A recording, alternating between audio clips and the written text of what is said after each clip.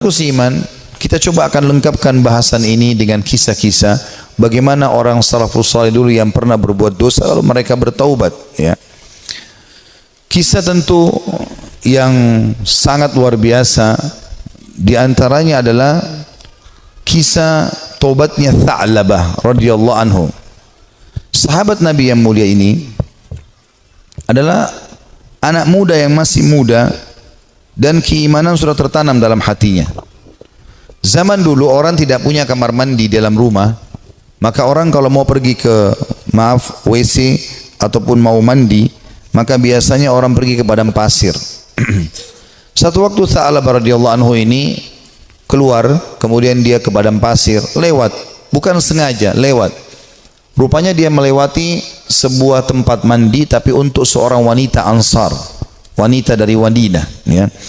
Dan wanita ini terkenal, ya, sangat punya kecantikan dan kulitnya putih bersih. Dan ini bukan terlihat, telanjang bulat semuanya, tidak. Tetapi Tha'labah radhiyallahu anhu lewat. Zaman dulu tempat mandinya laki-laki sama perempuan untuk membedakannya, kalau laki-laki itu dibuat pelapa kurmanya sampai ke daerah kepala sehingga bagian kepala terlihat dan orang tahu di dalam itu adalah orang. Ini di padang pasir, dibuat kayak WC-WC umum gitu, ya, tapi masing-masing punya. Kalau perempuan tertutup semuanya, tetapi karena terbuat dindingnya dari pelapa kurma, ya, mirip dengan pelapa-pelapa kelapa kita sekarang, ya, ada serat-serat, ada lubang celah di antaranya, maka dia sempat lihat sepintas perempuan tersebut dan itu mengganggu hati dia. Begitu melihat langsung terganggu hatinya, padahal dia tidak niat untuk sengaja mengintip orang mandi. Maka dia merasa tulang-tulangnya gemetar, kesemutan, otot-ototnya merasa kesakitan dan lemas. Lalu kemudian dia segera naik ke atas sebuah bukit yang sangat tinggi di Madinah. 40 hari dia nggak pernah turun. 40 hari di atas gunung tersebut bertaubat kepada Allah Subhanahu wa taala. Salat di sana, dia makan minum di sana, pokoknya tidak mau pulang ke rumahnya. Nabi SAW memiliki tradisi, seringkali beliau kalau habis sholat melihat sahabat-sahabatnya. Tapi karena Tha'labah ini bukan orang yang sering ada di depan, maka Nabi SAW tidak melihat dia. Jibril alaihissalam datang setelah 40 hari dari masa perbuatan Tha'labah ini radhiyallahu anhu, mengatakan, "Hai Muhammad, Allah memerintahkan kau untuk memanggil Tha'labah yang sedang berada di atas gunung karena dia merasa bersalah dengan dosanya." Maka Nabi SAW mengutus beberapa sahabat mencari Tha'labah, ditemuilah, lalu dibawa. Begitu masuk ke dalam masjid, dia keringat dingin, wajahnya memerah, kehitam-hitaman, ketakutan sekali. Kata Nabi SAW, "Ada apa dengan engkau, hai Tha'labah?" Dia mengatakan, "Ya Rasulullah, saya telah melakukan maksiat yang besar sekali." Kata Nabi SAW, rahmatnya Allah lebih luas, ya. Kemudian waktu itu diiqamahkan sholat, maka sholat Nabi SAW bersama para sahabat Tha'labah pun ada. Sementara sholat, Nabi SAW membaca ayat tentang neraka, maka Tha'labah pun pingsan dalam sholatnya, pingsan. Setelah itu habis sholat, para sahabat menyampaikan, Nabi SAW datang membangunkan. Setelah bangun, kata Nabi SAW, "Ada apa dengan kau, hai Tha'labah?" "Ya Rasulullah, saya melakukan dosa yang sangat besar bagi saya. Selama 40 hari saya merasa terus dihantui dengan ketakutan atau diselimuti dengan ketakutan ini. Merasa luar biasa, ya. Masalah saya melihat wanita tidak sengaja yang lagi mandi." Maka dia pun berkata, Nabi SAW mengatakan, "Rahmat Allah luas, mohon ampunlah." Dia mengatakan, "Ya Rasulullah, tapi hati saya masih betul-betul terganggu dengan ini." Ya. Maka Nabi SAW setelah mengatakan rahmat Allah luas, pulanglah semua sahabat ke rumah, sampai beritakan Nabi SAW kalau Tha'labah sakit di rumahnya. Maka Nabi SAW datang ke rumahnya, kemudian ingin meletakkan kepala Tha'labah di atas paha Nabi SAW. Tha'labah terus berusaha menjauh radhiyallahu anhu. Kata Nabi SAW, "Kenapa kau jauhkan kepalamu dariku?" Dia mengatakan, "Ya Rasulullah, kepalaku penuh dengan dosa." Ini bayangkan sosok seorang sahabat yang hanya sekedar melihat tidak sengaja wanita, ya, yang sedang mandi, itu pun cuma di celah-celah pelapa-pelapa kurma itu. Maka Nabi SAW mengatakan, rahmat Allah luas. "Apa yang kau rasakan, hai Tha'labah?" Kata Nabi SAW. Kata Tha'labah, "Ya Rasulullah, semenjak saya lakukan perbuatan tersebut, hatiku rasanya seperti sedang direngut, ya, seperti ditekan dengan sesuatu. Tulang-tulangku dan otot-ototku seperti kesemutan semuanya. Aku merasa ketakutan yang luar biasa. Apa harapanmu, kata Nabi SAW? Dia bilang, harapanku agar Allah memaafkan semua dosa-dosaku. Ya, bukan cuma itu saja, aku memaafkan, mohon supaya Allah maafkan semua kesalahanku. Maka Nabi SAW mendapat wahyu dari Jibril AS. Jibril mengatakan, sampaikan kepada Tha'labah, hai Muhammad, kalau Allah sudah memaafkan bukan cuma itu, tapi semua dosanya. Maka Nabi SAW mengatakan, hai Tha'labah, terimalah berita gembira, karena sungguhnya Tuhanmu Allah telah memaafkanmu, dan ini Jibril datang menyampaikan wahyu itu. Maka Tha'labah pun bergembira, senyum, kemudian dia bertakbir lalu meninggal dunia. Maka pada saat dia wafat, teman-teman sekalian radhiyallahu anhu, sahabat Nabi yang mulia, saking takutnya dengan Allah sampai mati, meninggal, ajalnya datang. Waktu itu Nabi SAW mengatakan, urus jenazahnya segera, kita kuburkan, dimandikan segala macam, disolati, habis sholat, lagi mau diantar ke kuburan, Nabi SAW jalan sambil jingkrak-jingkrak, ya sedikit beliau jinjitkan kakinya. Kata para sahabat, ya Rasulullah, kenapa anda lakukan itu? Kata Nabi SAW, saya merasa malu dengan para malaikat, dan saya tidak bisa menghitung jumlah mereka yang sedang datang melayat jenazahnya Tha'labah radhiyallahu anhu. Sahabat Nabi yang mulia memberikan pelajaran kepada kita bagaimana mereka bertaubat kepada Allah Subhanahu wa ta'ala. Ada juga kisah yang lain, dan kisah ini mirip. Seorang tukang jagal hewan, suka menyembelih hewan, dengan juga ada pernah kisah seorang, ya, tukang fitnah. Dua-duanya mirip kisahnya, tapi saya satukan saja. Ini disebutkan oleh para ulama tentang kisah taubatnya orang-orang terdahulu. Dua-duanya ini, tapi di waktu yang berbeda, di tempat yang berbeda, pernah melihat seorang wanita dan dia tertarik dengan wanita tersebut. Ya. Hampir setiap hari dia melemparkan godaannya kepada wanita-wanita ini. Selalu melemparkan kata-kata rayuan, tatapan mata, apalah, berikan hadiah segala macam, sampai membuat wanita ini tertarik. Tapi wanita ini orang beriman kepada Allah, tidak mau sama sekali, tidak tergoda. Diajak jalan sama-sama tidak mau, diajak ngobrol tidak mau. Satu waktu dia melihat wanita itu sedang jalan jauh, dan jalan jauh ini pergi ke satu tempat yang kelihatannya tidak banyak orang. Maka kedua laki-laki ini di dua kisah yang berbeda, tempat yang berbeda, tapi kasusnya sama, ya, jalan mengikuti perempuan tersebut. Begitu tiba di tempat yang sangat jauh, dia pun langsung menghadang wanita tersebut, mengatakan, saya jauh-jauh mengikuti kamu karena saya sangat menyukaimu, gitu kan. Maka kenapa kau sia-siakan waktu yang berdua ini? Kenapa nggak bersama-sama sekarang? Enak kalau kita mungkin pacaran sekarang, jauh dari orang. Kalau kau takut selama ini dengan orang, sekarang jauh dari orang. Maka wanita tersebut tiba-tiba mengatakan, kalau kau memang mencintaiku, maka kau harus tahu sebenarnya aku lebih mencintaimu. Aku pun sebenarnya suka dengan kamu, tetapi rasa takutku kepada Allah mengalahkan itu semua. Aku tidak ingin justru karena cinta ini kemudian kita terjerumus dalam kemaksiatan dan Allah hukum kita. Maka dengan kalimat itu saja laki-laki ini tersentuh. Lalu dia mengatakan, subhanallah, yang telah memberikan peringatan kepadaku melalui lisanmu. Kau takut kepada Allah dan aku tidak takut kepada Allah.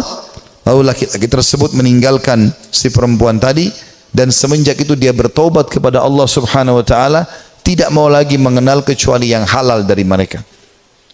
Seorang salafus saleh yang lain yang luar biasa, dia karena takutnya dengan fitnah wanita, maka dia mengatakan, ya Allah, jadikanlah seluruh wanita yang tidak halal bagiku, ya, tidak ada perbedaan, atau hilangkan syahwatku dari seluruh wanita yang tidak halal bagiku. Maka dia mengatakan, demi Allah, Allah kabulkan doa saya sehingga tidak ada syahwat kecuali pada istri saya saja, pada yang halal, dan tidak ada bedanya antara wanita yang tidak halal bagiku dengan sebuah tembok. Artinya betul-betul mereka ingin menjaga diri dari perbuatan yang salah. Dinukil kisah yang lain, seorang anak muda. Ini kenapa saya sebutkan banyak kisah anak muda, karena memang anak-anak muda yang banyak terjerumus dalam kemaksiatan, karena mereka punya potensi, energi, ya, banyak sekali kesempatan, dan ingin tahu sesuatu itu lebih besar daripada orang yang sudah berumur. Walaupun memang orang berumur pun bisa terjadi, tapi umumnya orang kalau sudah tua khawatir berbuat dosa. Maka ada seorang anak muda selalu berbuat maksiat di zaman Nabi Musa alaihissalam, sibuk dengan dosa-dosa yang dia lakukan. Setiap hari diingatkan, Nabi Musa tidak mau tahu. Sampai masyarakat dari Bani Israel pun sudah merasa ini orang tidak ada lagi solusinya nih. Ini sudah tidak ada solusinya orang ini. Maka mereka mengeluh kepada Musa alaihissalam. Allah pun berfirman kepada Musa melalui Jibril alaihissalam, usir anakmu itu dari negerimu. Tidak boleh lagi ada di sana dia.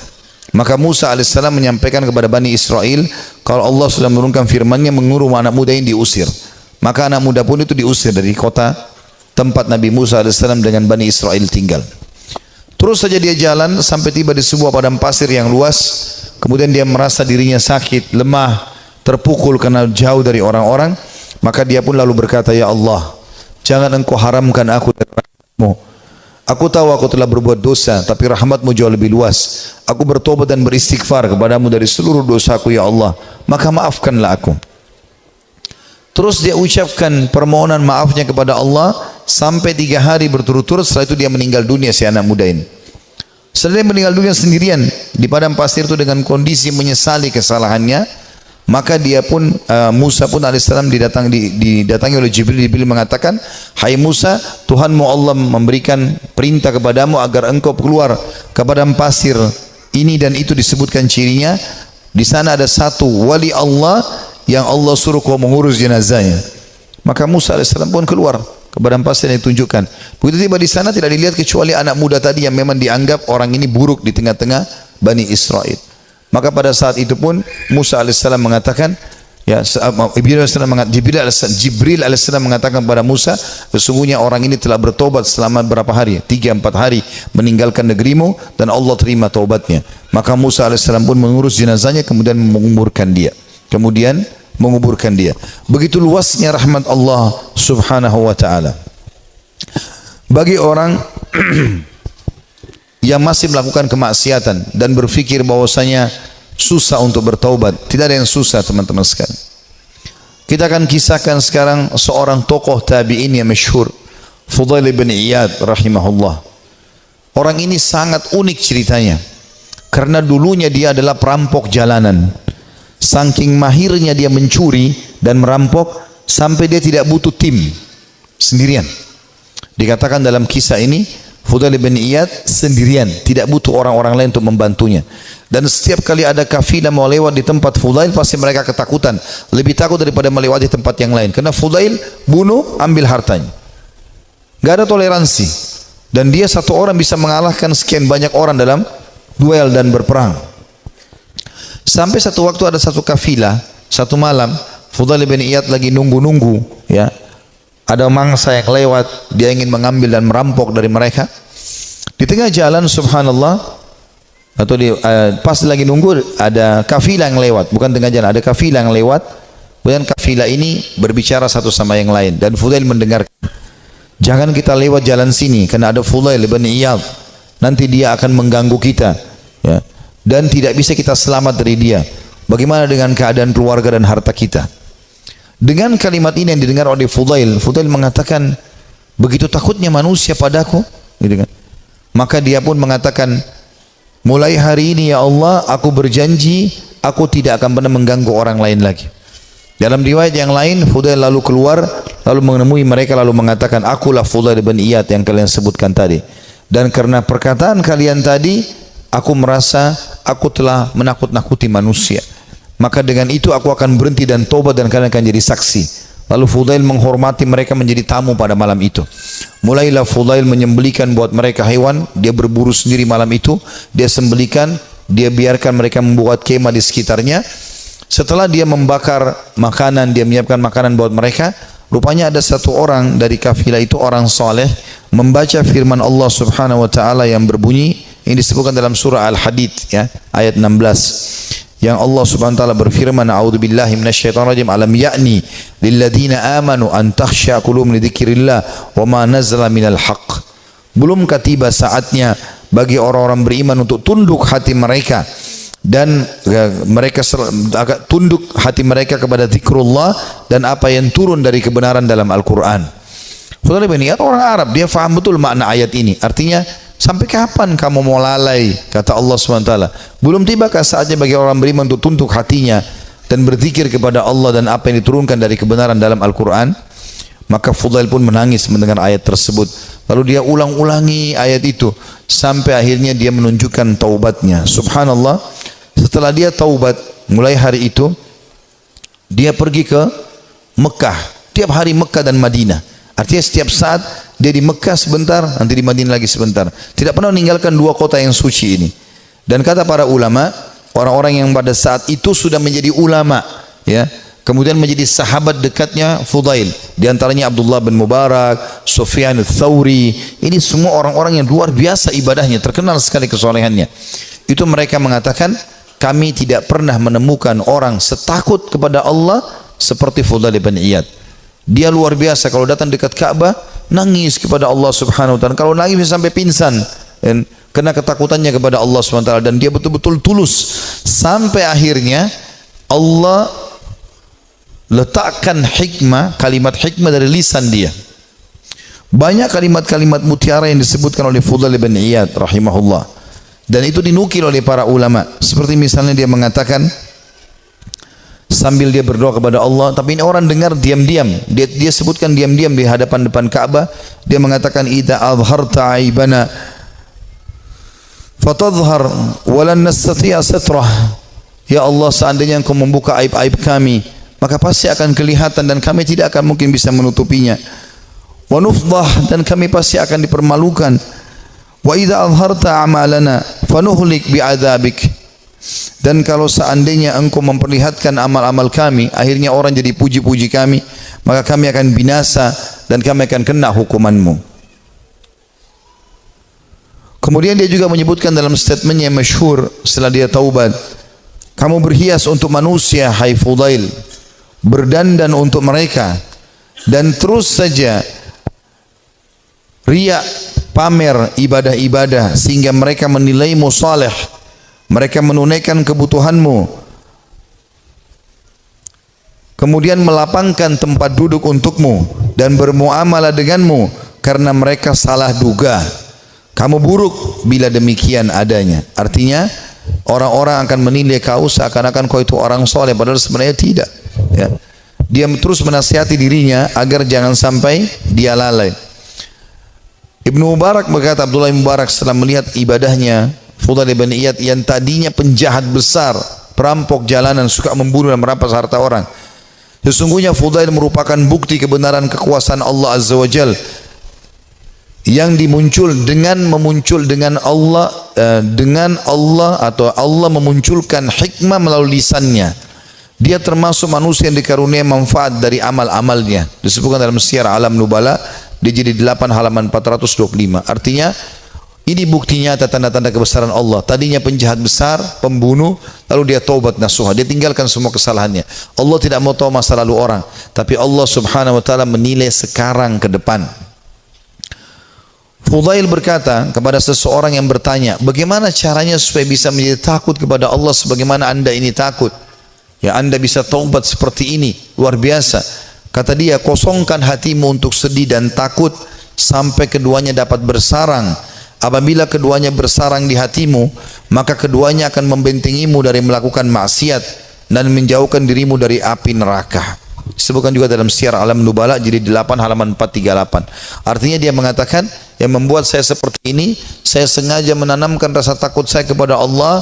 Saya mempelajari tentang kemahabesarannya Allah Subhanahu wa taala sebagai pencipta, beratnya siksaannya kalau melanggar terus-menerus, ya. Kemudian saya biarkan tersarang dalam hati saya, maka akhirnya itu membentengi saya dari kemaksiatan. Dia juga berkata, sedih karena Allah di dunia menghilangkan keresahan di akhirat, dan terlalu gembira di dunia menghilangkan manisnya ibadah. Nah, artinya dia mengatakan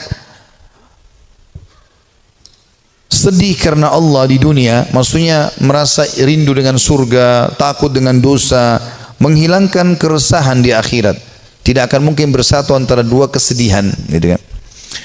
Dan terlalu gembira dengan dunia, tidak pernah ada cobaannya misalnya, tapi walaupun tidak mungkin, ya pasti manusia akan diuji oleh Allah SWT supaya dia tidak terlalu bergantung pada dunia ini. Dan terlalu gembira dengan dunia berlebih-lebihan sampai terbahak-bahak, sampai luar biasa merasa hidupnya harus selalu kegembiraan, padahal itu juga tidak mungkin terjadi, maka akan membuat, ya, atau menghilangkan manisnya ibadah. Dia juga menasihati dirinya setelah dia taubat, mengatakan, wahai jiwa, kasihan kamu ini, kau selalu berbuat buruk, namun kau mengira dan merasa dirimu baik. Kamu tidak tahu, tetapi merasa selevel dengan ulama. Kamu kikir, tapi kamu merasa dirimu dermawan. Kamu bodoh, tapi kamu merasa pintar dan cerdas. Ajalmu pendek, tapi angan-anganmu sangat panjang. Nah, ini kalimat-kalimat mutiara yang luar biasa. Rupanya setelah dia bertaubat kepada Allah Subhanahu wa taala, Allah berikan kalimat-kalimat ini kepadanya, ya. Dia mengatakan, saya ulangi, wahai jiwa, kasihan kamu. Kau berbuat buruk, namun kau mengira dirimu berbuat baik. Artinya, amal-amal yang kau kerjakan ini masih kurang. Tapi kenapa kau selalu merasa bangga? Ini dia nasihati dirinya sendiri. Karena ada orang kadang-kadang begitu, dikuasai oleh syaitan, dia merasa bangga. Saya sudah haji sekian kali, saya sudah pernah bersedekah ini dan itu, saya pernah bangun masjid satu masjid itu terus yang dibahas. Apa saja semuanya dibanggakan. Maka dia menasihati dirinya supaya dia terus termotivasi mau ibadah. Dia mengatakan, wahai jiwa, kasihan kamu. Kau sebenarnya berbuat buruk masih sedikit, tapi kau pikir dirimu sudah berbuat banyak. Kau tidak tahu, ya, tapi kau menganggap dirimu selevel dengan ulama. Ini juga banyak jadi penyakit di dalam tengah-tengah penuntut ilmu. Baru belajar setahun 2 tahun sudah merasa dirinya luar biasa. Akhirnya sudah mulai membicara tentang ulama ini, tentang ulama itu. Habis waktunya untuk itu. Maka semestinya seseorang menyadari kalau dia baru belajar, ya sudah dia belajar. Sebagaimana dikatakan oleh Fudail di sini rahimahullah. Beliau mengatakan, kau tidak tahu tapi kau merasa dirimu selevel dengan ulama. Yang ketiga dia bilang bahwa dirinya, kamu kikir tapi kau merasa dirimu dermawan. Ya, artinya berapa banyak sih yang kau sudah sedekahin sehingga kau selalu banggakan, hai Fudail? Padahal sebenarnya kau bakhil. Sedikit sekali yang kau keluarkan dibandingkan nikmat Allah yang melimpah kepadamu. Ini juga, ya, tamparan yang sangat keras bagi orang yang tadi baru sedekah sekali, 2 kali, 3 kali dalam 1 bulan, dalam 1 tahun, bahkan mungkin 10 tahun sekali, atau mungkin seumur hidup baru melakukan 1 kebaikan itu. Tadi misalnya membangun sebuah masjid atau 1 kegiatan, sudah dibangga-banggakan, ya. Kemudian dia mengatakan yang keempat, kau bodoh tapi merasa dirimu pintar dan cerdas. Ada orang juga ini kena penyakit ini, ya. Begitu dia sudah belajar agama, dia sudah mulai faham sedikit ayat, hadis, maka dia rasa dirinya tidak perlu belajar lagi. Ini keliru. Kita harus menuntut ilmu sampai menjelang meninggal dunia. Dan beliau mengatakan, ajalmu pendek tapi angan-anganmu sangat panjang. Artinya banyak angan-angan yang kau bangun tapi sebenarnya semuanya itu mengganggu hidupmu. Juga dia berkata, Fudail rahimahullah, manusia paling berdusta adalah mereka yang mengulangi perbuatan dosa yang pernah dilakukannya. Manusia yang paling dusta adalah manusia yang mengulangi apa yang pernah dia lakukan dulu, ya. Manusia yang paling bodoh, jadi kalau dia pernah buat dosa dia ulangi lagi, berarti dia manusia paling dusta. Karena dia sudah tahu salah tapi kenapa dia lakukan. Lalu dia mengatakan manusia paling bodoh adalah manusia yang memperlihatkan amal kebaikannya. Kalau ada manusia yang mau dinilai paling bodoh adalah orang yang suka pamer-pamer amalnya. Ya, saya ini lakukan, saya sudah haji sekian kali, saya sudah bangun masjid ini dan itu, saya sudah begini dan begitu. Dia banggakan amalnya. Itu manusia yang paling bodoh, karena hilang semua pahalanya dengan dia riya. Lalu dia mengatakan manusia yang paling dekat dengan Allah yang paling takut kepadanya. Ini juga statementnya mirip dengan apa yang dikatakan oleh sebagian ulama yang membuat Umar bin Khattab radhiyallahu anhu yang mendapatkan kemuliaan sabda Nabi SAW, wahai Ibnu Khattab, kalau kau lewat di sebuah lembah, syaitan melihat kau lewat di lembah itu, maka dia akan mencari lembah yang lain karena takut bertemu denganmu. Kata ulama, syaitan takut dengan Umar bin Khattab, padahal Umar enggak melihatnya. Bertemu dengan Umar aja syaitan cari tempat lain. Jadi jangankan menggoda, jadi dia bahkan menghindar dari Umar, padahal Umar tidak melihatnya. Karena rasa takutnya Allah SWT kepada Allah. Karena rasa takutnya Umar bin Khattab kepada Allah Subhanahu wa taala. Jadi siapa yang takut kepada Allah, Allah akan buat, ya, seluruh makhluk takut kepadanya. Dan siapa yang tunduk kepada Allah, Allah juga tundukkan makhluk kepadanya. Ya, semua itu siapa yang cinta kepada Allah, Allah akan buat makhluk cinta kepadanya, dan seterusnya. Juga kata beliau, manusia tidak akan sempurna sehingga agamanya mampu mengalahkan nafsunya, dan manusia tidak akan binasa sehingga nafsunya mengalahkan agamanya. Ini statement yang mulia. Beliau mengatakan, kalimat ini penting untuk digarisbawahi teman-teman sekalian. Manusia tidak akan sempurna sehingga agamanya mampu mengalahkan nafsunya. Artinya ilmu yang dia pelajari itu menjadi patokan dan pegangan hidupnya, sehingga nafsunya diawasi oleh ilmunya. Karena ilmu agama itu mengawasi kita. Ilmu agama mengawasi kita. Kalau kita belajar agama, ilmu kita halal haramnya Allah seperti bodyguard. Kita mau makan, mau minum, mau mencari pendapatan, mau bergaul, agama akan mengatakan itu boleh atau tidak boleh. Maka orang yang sempurna adalah orang yang justru ilmu agamanya itu bisa mengontrol hawa nafsunya.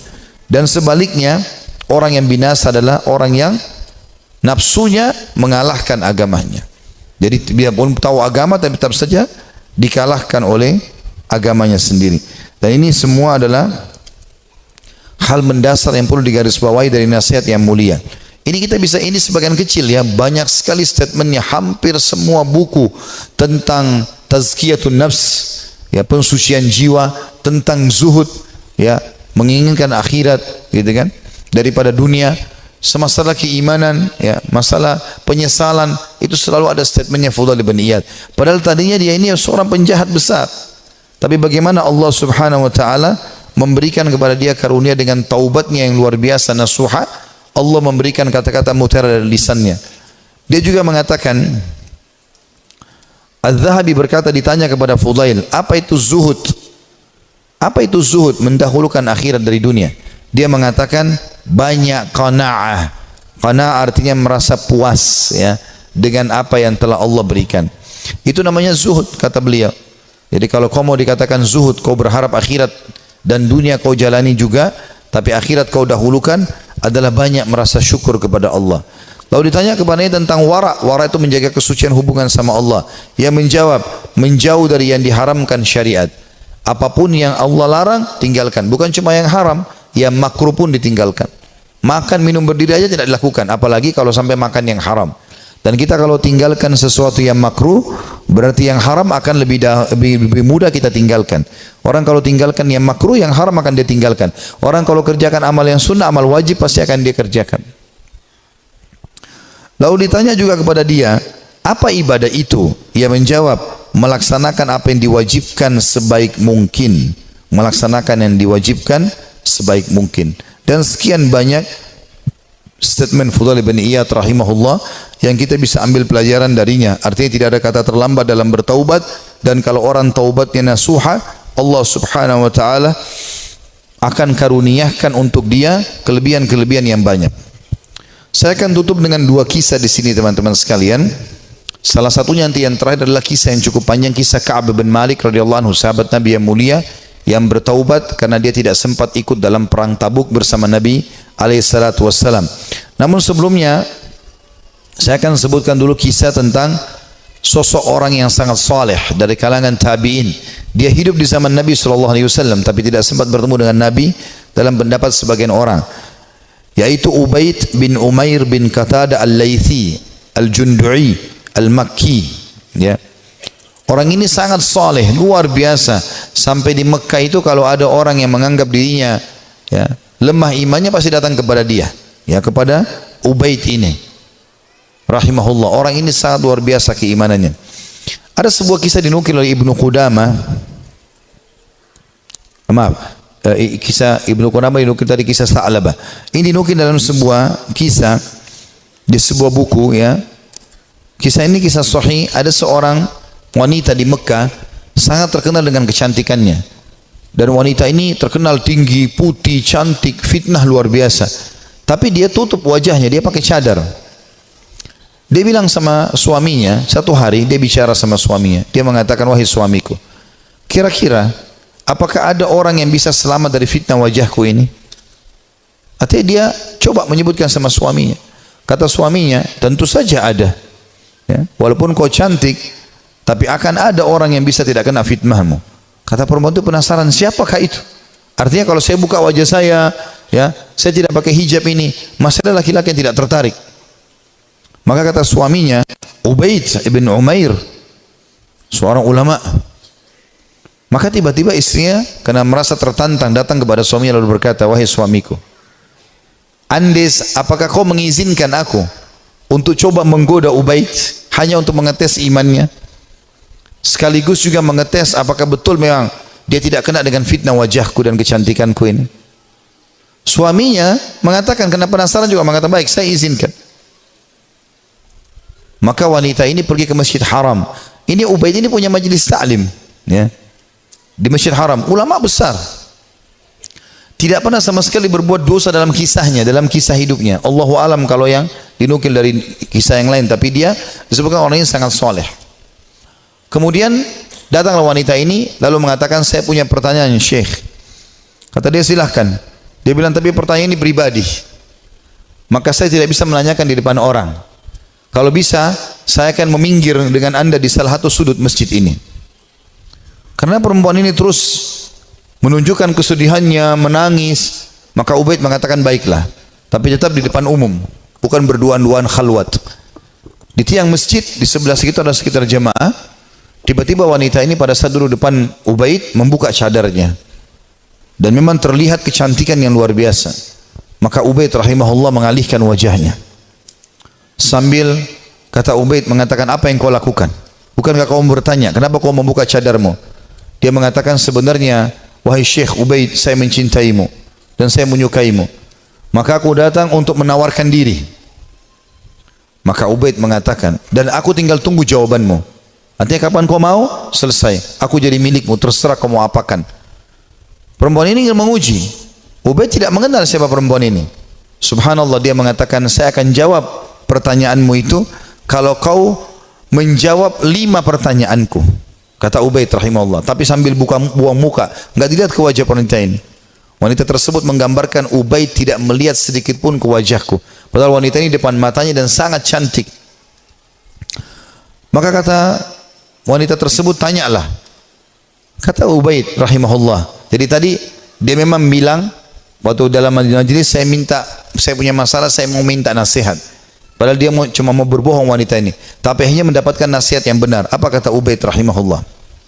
Andai saja bertepatan pada saat sekarang malaikat maut datang ingin mencabut ruhmu, apakah kau akan menawarkan hal yang sama padaku kalau memang kau sedang berhadapan dengan malaikat maut? Kata wanita tersebut, tentu tidak. Pertanyaan kedua, andai saja kamu sedang berada dalam kuburan, tempat yang pasti kau akan datangi, dan kau sedang bertemu dengan Munkar dan Nakir, 2 malaikat akan bertanya di kuburan, dan kau sedang ditanya untuk selamat ke surga atau neraka, apakah kau juga akan berpikir tetap akan menawarkan dirimu seperti ini? Dia mengatakan tidak. Yang ketiga, seandainya kau sedang berada bersama aku di padang mahsyar, kemudian buku-buku amal sedang berterbangan, dan kau tidak tahu apakah kau akan terima dengan tangan kanan atau tangan kiri. Tangan kanan akan selamat ke surga, tangan kiri akan masuk ke neraka. Apakah kau juga akan menawarkan dirimu seperti ini kepadaku? Dia mengatakan tidak. Yang keempat, ya, andai saja kau sedang ditimbang amalmu, dan kau tidak tahu amal baik atau amal buruk di timbangan amal hari kiamat nanti yang lebih berat, apakah kau masih mau menawarkan dirimu padaku?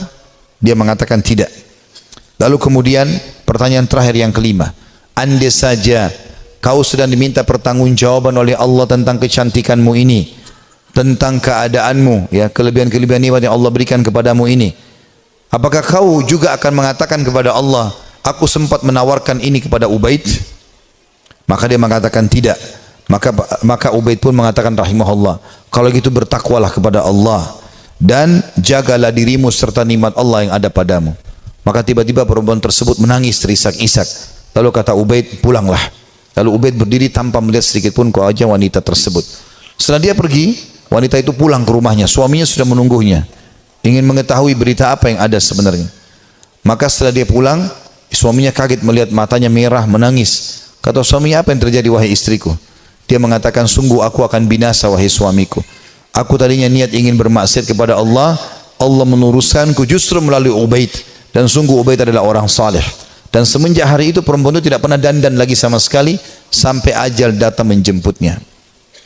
Teman-teman sekalian, orang yang saleh, orang yang tulus kepada Allah subhanahu wa ta'ala, memang orang-orang yang justru tidak mudah tergoda. Kalau antum hanya sekedar dengan godaan sedikit mudah tergoda, itu masih orang biasa. Tapi kita harus menjadi orang yang luar biasa memang. Tidak boleh mudah tergoda. Allah subhanahu wa ta'ala menyebutkan tentang ahli surga di dalam firman-Nya pada saat mereka masuk ke dalam surga nantinya di hari kiamat. Itu disebutkan malaikat akan masuk dari semua pintu-pintu istana mereka, dan mereka akan berkata para malaikat, salamun alaikum bima sabartum fa ni'ma uqbad dar. Selamat buat kalian, keselamatan buat kalian atas kesabaran kalian, dan ini sebaik-baik tempat untuk kembali. Surga maksudnya. Kata ulama tafsir, yang dimaksud dengan makna malaikat akan berkata, ya, selamat atas keselamatan, atas kesabaran kalian, karena mereka sabar dalam 3 hal. Ini butuh kesabaran teman-teman sekalian. Yang pertama, sabar dalam mengerjakan ketaatan. Untuk bangun sholat, untuk tutup aurat, mencari pendapatan halal, ya, itu semua butuh kesabaran. Dulu di majelis ilmu seperti ini butuh kesabaran. Bangun sholat malam butuh kesabaran. Bersedekah padahal kita butuh kesabaran. Berbakti dengan orang tua yang sudah sangat tua butuh kesabaran. Konsisten dengan kejujuran butuh kesabaran. Perjuangan semuanya butuh sabar. Ini sebab masuk surga karena kesabaran. Yang kedua, sabar dalam menolak kemaksiatan. Jadi semua kita di sini yang hadir punya peluang berzina, punya peluang berbohong, punya peluang melakukan semua dosa. Bukankah sekarang di zaman kita fitnahnya sangat besar? Di handphone kita bisa masuk penawaran zina dengan sangat mudah. Bukankah sangat mudah kita untuk riba, menipu, mencuri, apa saja? Tapi subhanallah butuh kesabaran. Sabar dalam meninggalkan kemaksiatan. Sabar. Dan kata ulama, beda pahalanya antara orang yang meninggalkan maksiat karena dia tidak punya peluang.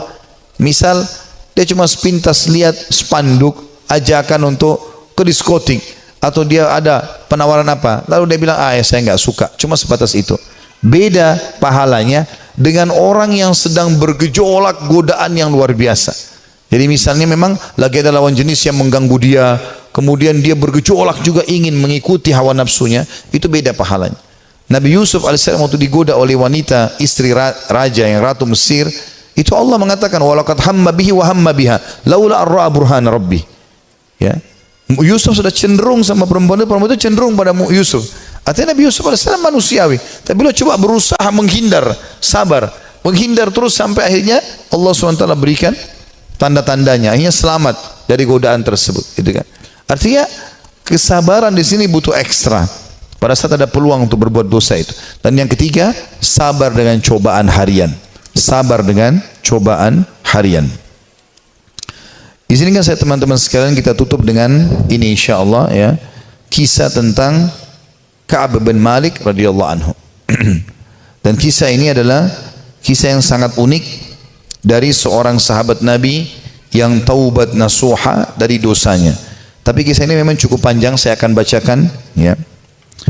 Dia mengatakan dalam riwayat Bukhari, dalam riwayat yang sahih, aku tidak pernah tertinggal, kata Ka'ab bin Malik, dari Rasulullah SAW dalam peperangan apapun yang dipimpin oleh beliau, kecuali dalam perang Tabuk.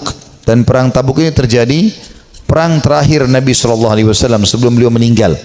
Setelah pembebasan kota Mekah, beliau menuju ke wilayah Tabuk, dan Tabuk ini jaraknya sangat jauh dari Madinah, dan waktu itu musim panas. Dan musim panas ini puncak-puncaknya panas, biasanya buah kurma lagi sangat bagus ya, hasil panennya. Justru makin panas makin bagus kualitas kurma. Dia mengatakan, saya tidak pernah ketinggalan perang bersama Nabi SAW kecuali di perang Tabuk. Memang aku juga tertinggal dalam perang Badr, namun tidak ada seorang pun yang tertinggal waktu itu dicelah. Karena Rasulullah SAW dan kaum muslimin keluar untuk menghadang kafilah dagang Quraisy yang pulang dari Syam, hingga kemudian Allah mempertemukan mereka dengan musuh mereka tanpa rencana. Maksudnya perang Badr ya. Saya tidak hadir di Badr, kata Ka'ab radhiyallahu anhu, karena memang waktu itu bukan kewajiban tapi pilihan. Cuma di perang Tabuk memang kewajiban, dan aku terlalaikan pada saat itu. Kata beliau, dan sebelumnya aku telah hadir bersama Rasulullah SAW pada malam Aqabah. Aqabah ini nama Jumrah, Jumrah Aqabah. Orang kalau haji biasa tahu masalah itu. Tempat melontar Aqabah. Aqabah itu sebuah bukit yang kecil, namun bisa dinaiki oleh orang dan bisa orang merasa tinggi dari tempat itu, diistilahkan dengan Aqabah. Pada malam Aqabah, waktu Nabi SAW sebelum hijrah ke Madinah, pernah ada baiat Aqabah, janji setia di Aqabah, dan Ka'ab hadir pada saat itu. Dan sebelumnya, kata beliau, aku telah hadir bersama Rasulullah SAW pada malam Aqabah sewaktu kami bersumpah setia membela Islam ya. Dia mengatakan, dan kehadiranku di malam itu tidak bisa digantikan dengan perang Badar. Walaupun perang Badar lebih dikenang di tengah orang-orang daripada Baiat Aqabah atau janji setia di Aqabah. Dan di antara kisah hidupku adalah ketika aku tertinggal dari Rasulullah SAW pada perang Tabuk, aku tidak pernah merasa lebih kuat dan lebih mampu daripada keadaanku ketika aku tertinggal dari perang itu. Jadi maksudnya pada saat itu aku tidak punya alasan untuk tidak ikut perang Tabuk.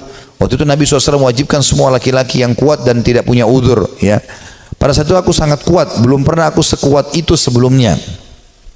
Demi Allah, aku sebelumnya tidak pernah memiliki dua kendaraan, namun di perang itu aku memilikinya. Jadi selain fisikku kuat, aku juga memiliki 2 ekor kuda. Sebelumnya belum pernah aku punya 2 ekor kuda. Jadi aku sekarang lebih baik secara ekonomi. Rasulullah SAW tidak pernah menginginkan peperangan, melainkan beliau menyembunyikan daerah sasarannya dengan mengisyaratkan seolah-olah beliau menuju yang lainnya. Hingga pada perang itu Rasulullah SAW berperang menuju Tabuk dalam musim yang sangat panas dan menghadapi perjalanan yang sangat jauh menempuh padang pasir dan menghadapi jumlah pasukan yang sangat besar. Beliau menjelaskan kepada kaum muslimin tentang urusan mereka yang sangat serius agar mereka bersiap-siap dengan segala perbekalan mereka untuk menghadapi perang.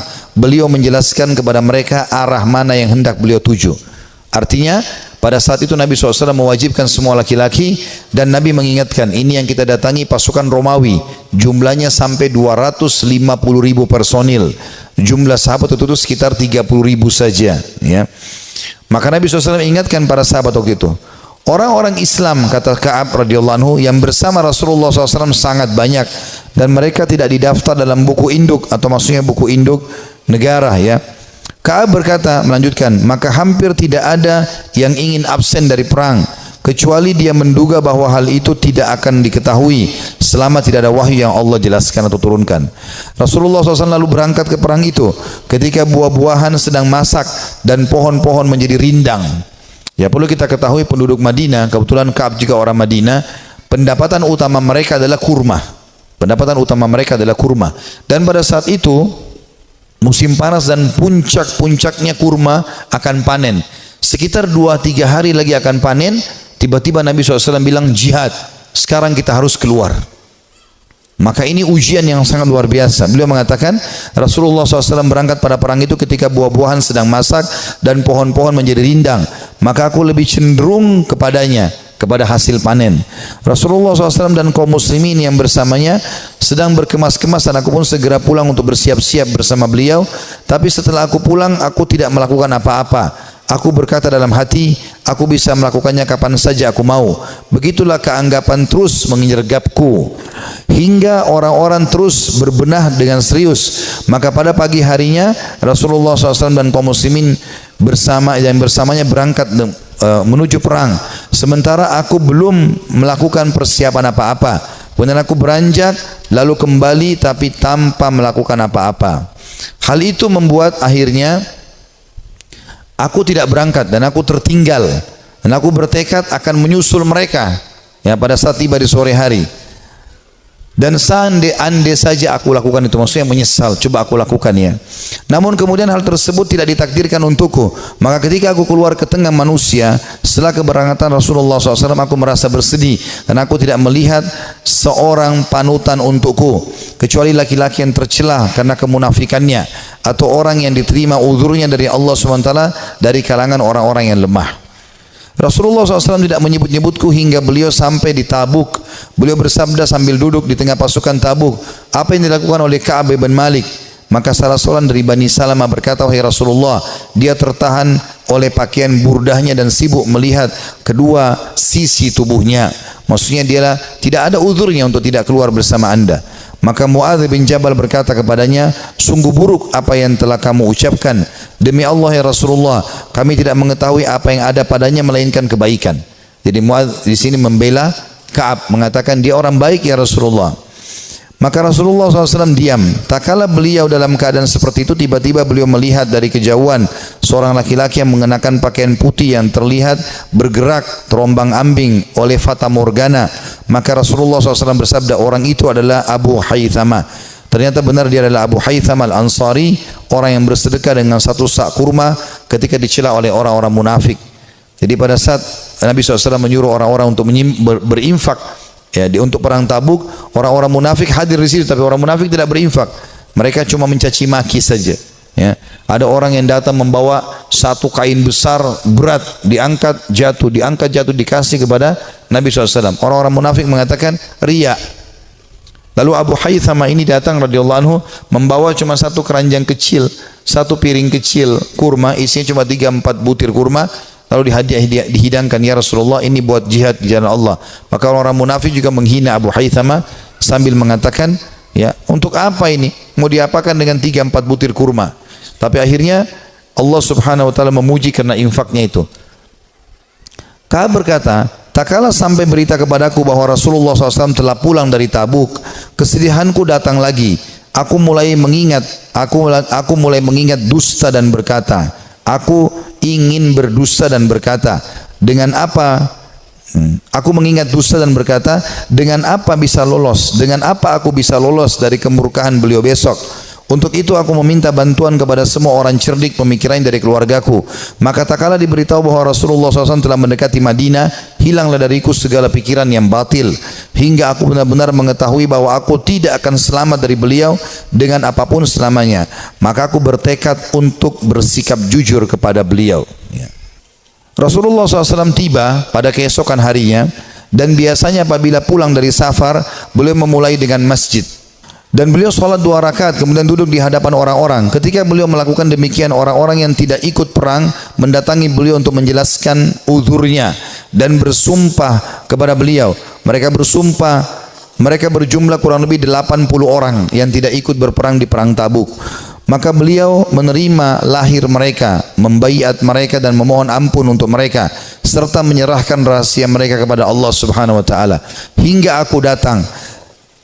Tak kala aku mengucapkan salam, beliau tersenyum dengan senyuman orang yang marah.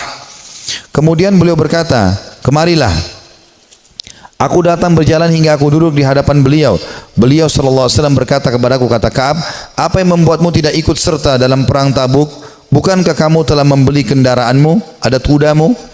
Ka'ab berkata, aku berkata, wahai Rasulullah, sesungguhnya aku demi Allah, seandainya aku duduk di hadapan orang selain anda dari penduduk dunia, pasti aku yakin bahwa aku akan lolos dari murkahnya dengan sebuah alasan, karena aku telah diberi kemampuan untuk berdebat. Akan tetapi demi Allah, aku benar-benar mengetahui bahwa jika hari ini aku menceritakan kepada anda cerita dusta yang dengannya anda bisa merelakanku, tentu tidak lama Allah pasti akan menjadikan anda murka kepadaku. Dan apabila aku menceritakan kepada anda dengan cerita yang jujur, pasti anda murka kepadaku karenanya.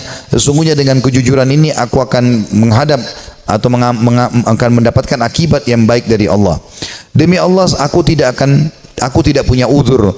Demi Allah aku merasa tidak pernah sekuat dan sekaya daripada keadaanku sekarang pada saat aku tidak ikut Tabuk bersama anda. Maka Rasulullah SAW bersabda, adapun orang ini, maka ia telah berkata jujur, maka berdirilah hingga Allah memberikan keputusan kepadamu.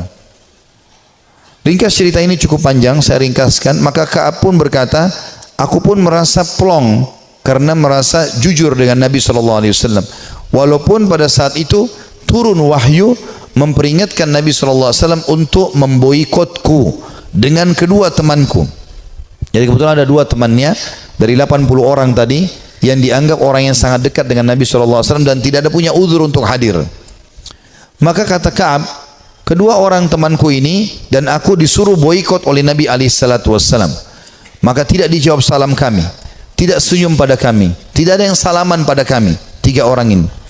Kata Ka'ab radhiyallahu anhu, terus saja ya berlalu beberapa hari sampai aku masuk ke masjid. Kalau kedua temanku menangis di rumahnya dan tidak pergi sholat di masjid, sementara aku sendiri tetap masuk ke masjid dan aku menemukan semuanya orang membuang wajah, tidak ada yang salam. Dan pada saat aku melihat ke arah Nabi SAW, Nabi SAW membuang wajahnya.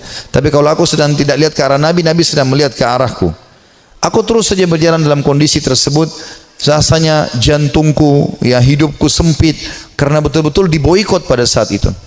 Setelah berjalan kurang lebih 30 hari, sebulan dari masa itu, maka datang perintah dari Nabi SAW, perintah dari Allah agar ketiga orang ini menjauhi istri-istri mereka, termasuk Ka'ab.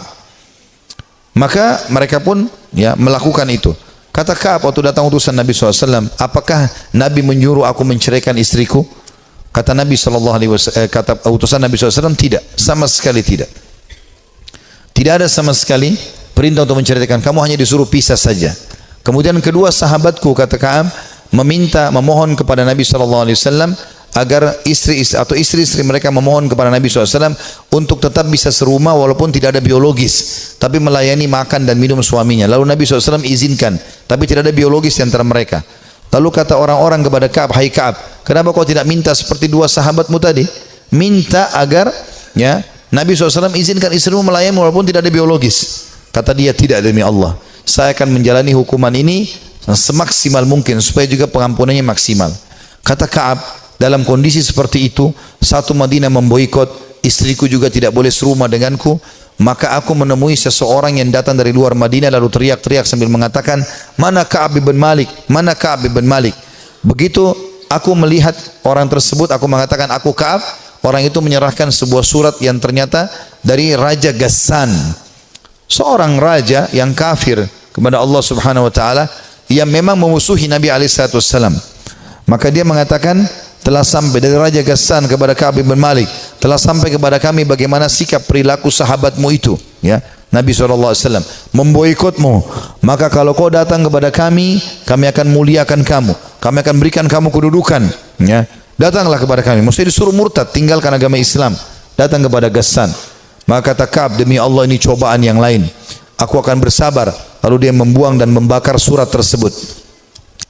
Berjalan waktu, kata Ka'ab, saya terus saja datang ke masjid, aku datang ke masjid, sholat, dan tetap saya tidak bisa buat apa, dan rasanya dada ini sudah sempit luar biasa. Sampai puncaknya di hari ke-50. Di hari ke-50.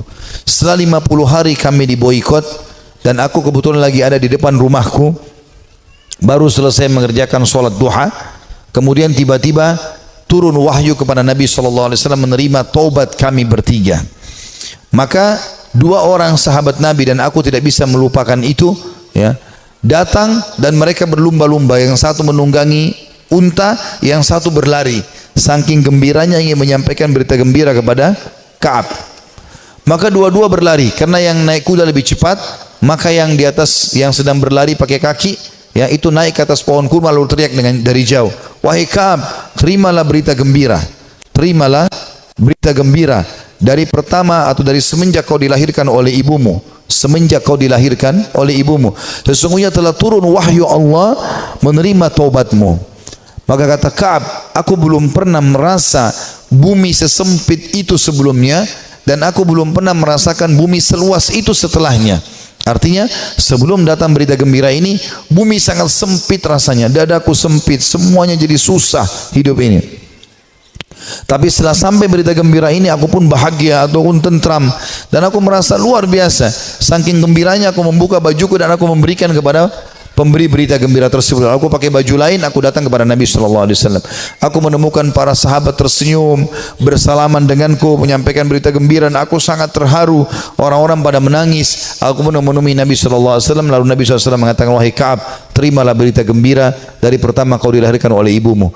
Kata Ka'ab, ya Rasulullah, aku telah mengambil pelajaran dan bersyukur kepada Allah, dan aku berjanji kepada anda, mulai hari ini aku tidak akan pernah berdusta selamanya, karena kejujuranku lah yang telah membuat Allah menyelamatkanku. Saudaraku si iman, kisah-kisah seperti ini, walaupun ini cukup panjang tadi disampaikan, karena memang ini kisah cukup panjang di dalam riwayat Bukhari, saya meringkaskan bagaimana orang-orang salafus saleh kembali kepada Allah Subhanahu wa taala. Yang paling penting, setelah kita kembali ke jalan Allah Subhanahu wa taala, sebelum ajal datang, karena kalau ajal datang kita akan menyesal. Kita akan berharap solat duha yang pernah kita tinggalkan 2 rakaat kita akan lakukan. Kita akan berharap kembali ke dunia senyum dengan seorang muslim lalu kita meninggal dunia. Kita berharap bisa menyedekahkan seluruh harta yang kita miliki. Kita berharap berbakti dengan kedua orang tua kita yang masih hidup. Kita berharap bisa berbuat baik dengan tetangga, dengan masyarakat, dengan siapa saja, karena semua itu akan ada nilai pahala yang di sisi Allah Subhanahu wa taala. Sebelum itu terjadi, teman-teman sekalian, penyesalan, sekarang kesempatan kita kembali kepada Allah Subhanahu wa taala. Allah mengatakan wa anibu ila rabbikum wa aslimu lah. Tadi sudah saya bacakan dalam surah Az-Zumar. kembalilah kalian ke jalan Tuhan kalian dan tunduklah kepadanya. Menjadi orang yang baik, orang yang patuh kepada Allah, orang yang soleh dan soleha, mulia. Dia akan makan, dia akan minum, dia akan punya jabatan, dia akan punya harta, dia akan punya pasangan yang baik seperti dia akan punya anak-anak yang baik dan soleh. Allah akan berikan kebahagiaan, dan di akhirat dia akan dapatkan juga yang terbaik. Allah janjikan surga yang luas. Dia akan tinggal tunggu ajal datang saja lalu masuk ke surganya. Orang-orang yang fasik, makannya susah, yang hidupnya susah, begitu juga dengan yang lainnya. Bahkan kalaupun ada di dunia itu adalah sifatnya tadarruj, tahapan siksaan dari Allah Subhanahu wa taala. Firaun juga makan, Namrud juga makan, dan seluruh orang yang Allah binasakan juga makan, tapi malah menjadi tadarruj atau tahapan siksa buat mereka. Mereka makin lalai, akhirnya mereka meninggal dalam keadaan kufur, dan penyesalan abadi selamanya bagi Firaun sampai tidak ada waktunya, dan kegembiraan bagi Musa alaihissalam sampai tidak ada waktunya. Ini semua akan kekal, Allahu a'lam. Dan ini yang kita sampaikan teman-teman sekalian, mudah-mudahan bisa diambil manfaatnya. Kalau ada benar dari Allah, kalau ada salah dari saya mohon dimaafkan. Subhanakallahumma bihamdika asyhadu an la ilaha illa anta astaghfiruka wa atubu ilaik. Wassalamualaikum warahmatullahi wabarakatuh.